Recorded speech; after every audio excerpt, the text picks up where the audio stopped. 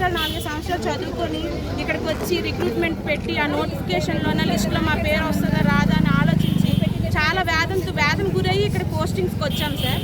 ఇప్పుడు ఎన్హెచ్ఎంలోనే మంచి చాలా స్కీమ్స్ రద్దు చేసేసి 20 మందికి పోస్టింగ్స్ ఇచ్చి 20 మందికి పోస్టింగ్స్ ఇవ్వకుండా మీ పరిస్థితి చెప్తాము 15 రోజులు వెయిట్ చేయండి అని అంటున్నారు సార్.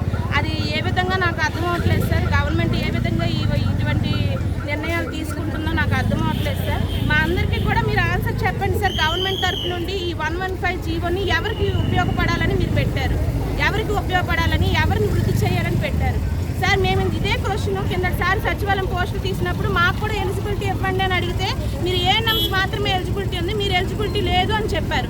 అవే ఉద్యోగాలు అప్పుడు మేము రాసాం, మేము చాలా మంది రాసాం సార్.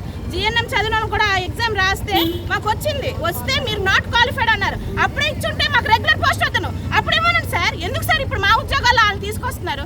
ఇవ్వండి, వాళ్ళ పోస్టులు ఇవ్వండి. ఎవరి జీవితాలు కొట్టమని మేము చెప్పట్లేదు. వాళ్ళకి పిహెచ్సిలో 4వ పోస్ట్ 5వ పోస్ట్ ఇవ్వండి, మాకు ముందు ఫిల్ చేయండి. మేము కాంట్రాక్ట్లో చాలా మంది నరకం అనిపిస్తున్నాం, మేము చాలా బాధలు పడుతున్నాం. మా మనోవేదన మీ అందరికీ తెలియాలి. అందరూ మాకు ముందుకు రావాలి, అన్ని నర్సింగ్ వ్యవస్థలు ముందుకు రావాలి, స్కూళ్ళు కాలేజీలు అందరూ ముందుకు రావాలి.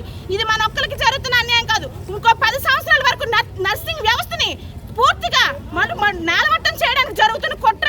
దయచేసి అందరూ బయటకు రండి, వచ్చి మాట్లాడండి. ఈ జీవోని రద్దు చేయడానికి అందరూ సపోర్ట్ చేయండి.